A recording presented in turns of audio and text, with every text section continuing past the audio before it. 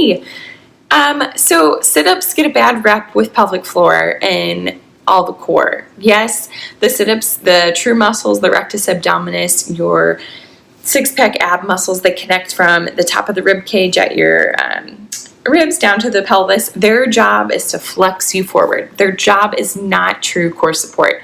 However, when those muscles are lengthened during pregnancy and they don't just snap back into place postpartum, we do need to actually put some tension force on the linea alba. So that diastasis recti, the abdominal separation that we want to close, we've got to actually put some tensile force on it to get it to do what we want to do.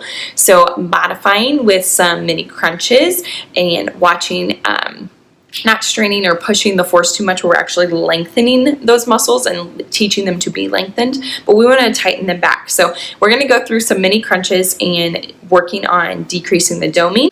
Okay, so I'm actually a fan of doing the mini crunches to tighten up the lower abs. We used to give out a towel to show patients to wrap it around their abdomen, where it would help to pull the rectus closer together so you can tighten up the tension in the abdominal spacing with that. However, what I find with myself and with my moms at home, it is very hard to find an extra towel or blanket or sheet lying around for you to do the exercises. So sometimes it's just easier to teach women how to feel their abdomen and when it's being overloaded.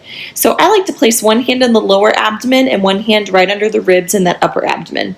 With crunches, just like regular crunches, I'm going to do this incorrectly right now, but with crunches, we used to either crunch here or crunch up, and if you can tell, like right now, my belly is not supported and I'm pushing that force through those muscles.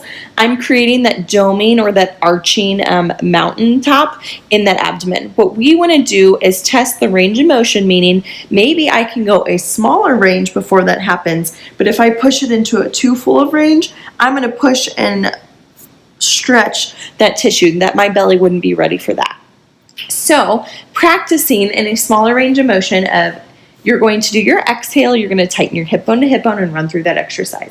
So we're going to breathe in, exhale, pull hip bone to hip bone, and you're going to go up to where you feel the tension in the muscles, but you don't feel like you've pushed it further past that doming point. You want to stay under that doming. Inhale, exhale, tighten hip bone to hip bone, come up and back down. Another thing you want to work on is actually tucking your chin to work on those deep neck flexors. You don't want to lengthen or reach with your neck.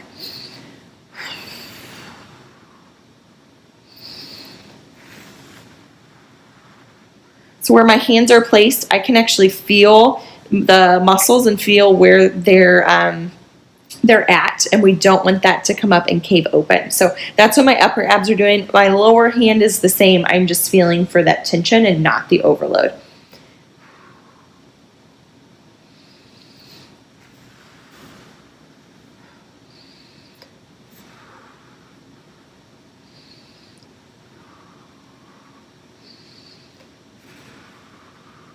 If it's too challenging in the beginning to actually start from the flat surface, put a pillow underneath your neck and work on the smaller range of motions here to build up that tension. I like to do that with patients in the clinic. So then you're building up that strength and stability here in that short range of motion, and as you get stronger, you can take that pillow out and lay on that flat surface.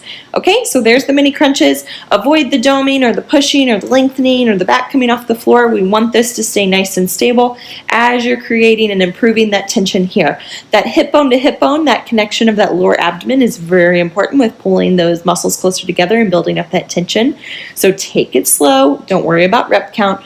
Worry about the quality of the exercise.